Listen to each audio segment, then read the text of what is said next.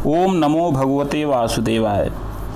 ज्योतिष शास्त्र के वीडियो की श्रृंखला में आज जानते हैं कि क्या होता है मूल नक्षत्र और कैसे होते हैं इस नक्षत्र में जन्मे जातक।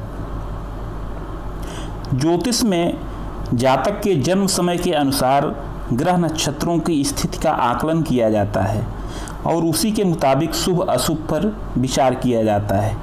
ज्योतिष में कुल मिलाकर 27 नक्षत्र बताए गए हैं।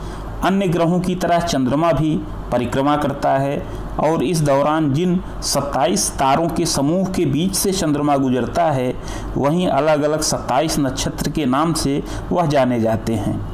जब किसी का जन्म होता है तो उस समय चंद्रमा जिस तारा समूह से होकर गुजरता है वही उस जातक का जन्म नक्षत्र माना जाता है। इन नक्षत्रों के अलग अलग फल और अलग अलग स्वभाव बताए गए हैं।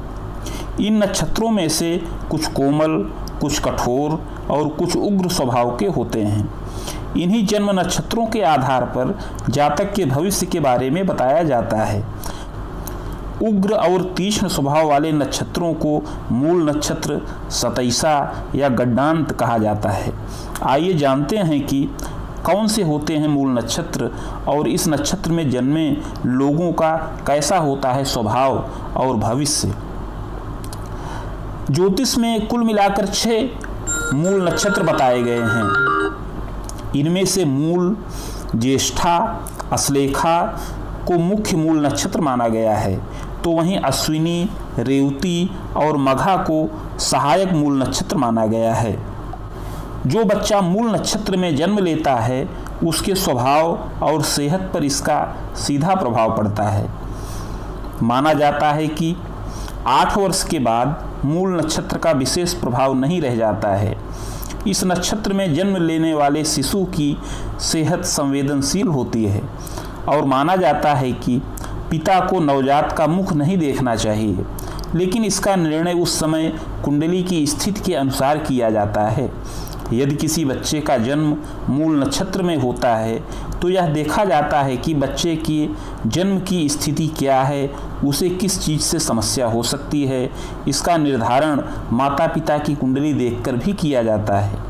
ज्योतिष के अनुसार यदि बच्चे का बृहस्पति और चंद्रमा मजबूत है और पिता एवं परिजनों के ग्रहों की स्थिति भी अनुकूल है तो चिंता करने की आवश्यकता नहीं होती है। आइए जानते हैं मूल नक्षत्र में जन्मे जातक का स्वभाव कैसा होता है।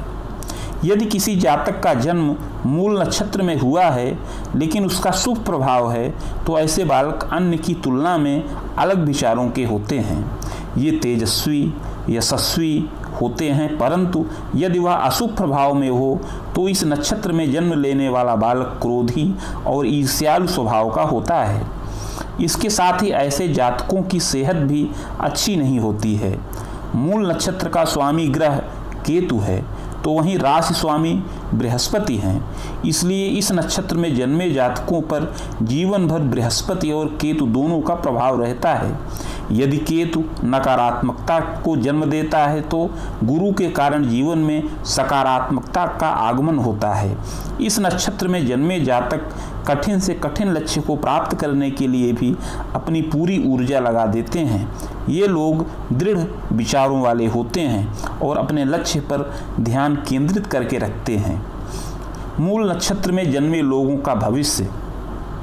इस नक्षत्र में जन्मे जातक पढ़ाई में विशेष अव्वल रहते हैं, साथ ही कार्यकुशल व अच्छे वक्ता भी होते हैं। यदि इनके ग्रह शुभ स्थिति में रहते हैं तो इन्हें पारिवारिक बंधनों से मुक्त कर दिया जाए तो ये कुछ अलग कर जाते हैं। ये अच्छे डॉक्टर या शोधकर्ता आदि बन सकते हैं।